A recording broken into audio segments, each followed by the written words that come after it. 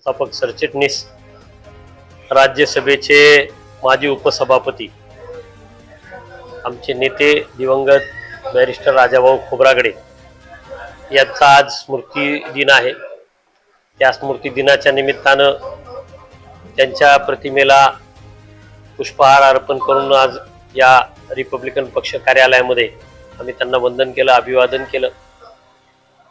Barrister Rajabhau Khobragade हे चंद्रपूरच्या अतिशय गर्भ श्रीमंत अशा देवाजी बापू खोब्रागडे या श्रीमंत कुटुंबामध्ये ते जन्माला आले। बाबासाहेब आंबेडकरांनी ब्रिटिशांच्या सरकारमध्ये ज्या वेळेला बाबासाहेब मंत्री होते मंत्रिमंडळात, त्यात बाबासाहेबांनी अस्पृश्य समाजातल्या, दलित समाजातल्या विद्यार्थ्यांना परदेशी शिक्षणासाठी पाठवलं। 2 बॅच पाठवल्या, त्यापैकी एका बॅचमध्ये बॅरिस्टर राजाभाऊ खोब्रागडे यांना संधी मिळाली होती, परंतु बाबासाहेबांनी त्यांच्या वडिलांना विनंती केली किंवा तुम्ही श्रीमंत कुटुंबातले असल्यामुळे तुमचा मुलगा स्वखर्चाने बॅरिस्टर होण्यासाठी लंडनला शिकायला पाठवा। त्यांची विनंती मान्य करून त्यांच्या वडिलांनी त्यांना स्वखर्चाने लंडनला शिक्षणासाठी पाठवलं।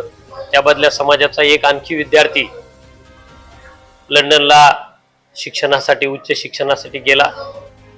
बाबासाहेबांनी 2 बॅचमध्ये जे विद्यार्थी परदेशी शिक्षणासाठी पाठवले, उच्च शिक्षणासाठी पाठवले, त्यातल्या एकाही विद्यार्थ्याचं नाव समाजामध्ये आज लोकांना माहिती नाही। परंतु बॅरिस्टर राजाभाऊ खोब्रागडे हे स्वखर्चाने शिक्षण घेऊन आल्यानंतर 1950ला ते बॅरिस्टर होऊन आले। त्यावेळेला 26 जानेवारी होती, पहिला प्रजासत्ताक दिन होता। त्यांचे वडील बाबासाहेबांना भेटायला घेऊन गेले मुलाला। बाबासाहेबांना सांगितलं माझा मुलगा बॅरिस्टर होऊन आला, आणि मग त्यावेळेला बाबासाहेबांनी सांगितलं की तुझा मुलगा मला चळवळीसाठी दान दे। तेव्हापासून बॅरिस्टर राजाभाऊ खोब्रागडे हे चळवळीसाठी त्यांनी वाहून घेतलं, त्यांना दान केलं त्यांच्या वडिलांनी। 1955ला बाबासाहेबांनी बॅरिस्टर साहेबांना शेड्यूल कास्ट फेडरेशनचं जनरल सेक्रेटरी केलं। हा विश्वास बाबासाहेबांनी ह्या तरुण बॅरिस्टर राजाभाऊ खोब्रागडे यांच्यावर टाकला।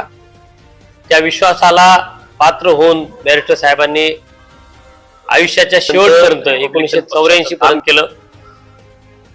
देशातल्या वेगवेगळ्या राज्यांमध्ये रिपब्लिकन पक्षाच्या त्या काळात शाखा होत्या। पंजाब पासून काश्मीर पासून कन्याकुमारी पर्यंत वेगवेगळ्या राज्यामध्ये लोकप्रतिनिधी निवडून येत होते, खासदार निवडून होते, आमदार निवडून येत होते। असं प्रचंड असं संघटन बॅरिस्टर राजाभाऊ खोब्रागडे यांनी केलं। 18 वर्ष ते राज्यसभेत होते, 2-2.5 वर्ष ते राज्यसभेचे उपसभापती सुद्धा होते। वेगवेगळ्या योजना ज्या आहेत सरकारच्या, याच्यामध्ये त्यांचा मोठा वाटा आहे। अतिशय महत्वाचा मुद्दा असा आहे की 1959 पर्यंत UPSC मध्ये अनुसूचित जाती जमातीच्या विद्यार्थ्यांना सवलत नव्हती, आरक्षण नव्हतं। त्यावेळेला रिपब्लिकन पक्षाचे जे खासदार होते 9 लोकसभेमध्ये, दादासाहेब गायकवाडांच्या नेतृत्वाखाली त्यांनी लोकसभेत आवाज उठवला आणि बॅरिस्टर राजाभाऊ खोब्रागडे यांनी राज्यसभेत आवाज उठवला। आणि त्यानंतर सरकारला अनुसूचित जाती जमातीच्या विद्यार्थ्यांना UPSC म्हणजे केंद्राचं जे लोकसेवा आयोग आहे त्याच्यामध्ये संधी मिळाली। आज जे IAS IPS जे दिसत आहेत ही सगळी रिपब्लिकन पक्षाची देण आहे। मोठ्या प्रमाणात बाबासाहेबांच्या नंतर जे मोठं आंदोलन झालं ते भूमिहीनांच्या सत्याग्रहाचं झालं। कर्मवीर दादासाहेब गायकवाड आणि बॅरिस्टर राजाभाऊ खोब्रागडे यांच्या नेतृत्वाखाली झालं। त्यानंतर ज्या जमिनी वाटल्या गेल्या, लाखो हेक्टर जमिनी वाटल्या गेल्या, त्या कुठल्या एका समाजाला वाटल्या नाहीत, त्या सर्व भूमिहीन समाजाला वाटल्या गेल्या। हे सगळं रिपब्लिकन पक्षाचं श्रेय आहे। परंतु दुर्दैवानं या गोष्टीचा लाभ रिपब्लिकन पक्षाला घेता आला नाही। सातत्याने जनतेच्या प्रश्नावर लढणारे नेते म्हणून बॅरिस्टर साहेबांच्याकडे पाहिलं जातं। राज्यसभेच्या माध्यमातून त्यांनी चांगले मुद्दे, आंतरराष्ट्रीय पातळीवरचे सुद्धा मुद्दे राज्यसभेत उपस्थित केले। परदेशातल्या वेगवेगळ्या शिष्टमंडळाचं सुद्धा नेतृत्व त्यांनी केलं। अशा या महान नेत्याचा आज स्मृती दिन आहे।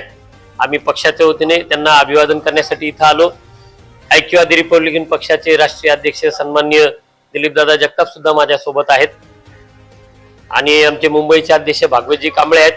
आमचे मुंबईचे सरचिटणीस विक्रांतजी पाटील आहेत, शाहीर आमचे अशोक कांबळे साहेब आहेत, सर्व कार्यकर्ते या ठिकाणी उपस्थित आहेत आज बाबा बॅरिस्टर साहेबांना अभिवादन करायला.